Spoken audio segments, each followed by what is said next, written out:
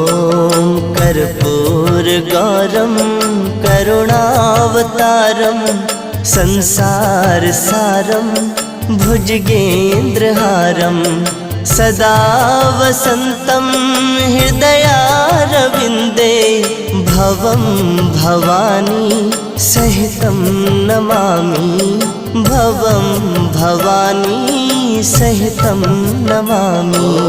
कर्पूरगौरं करुणावतारं संसारसारं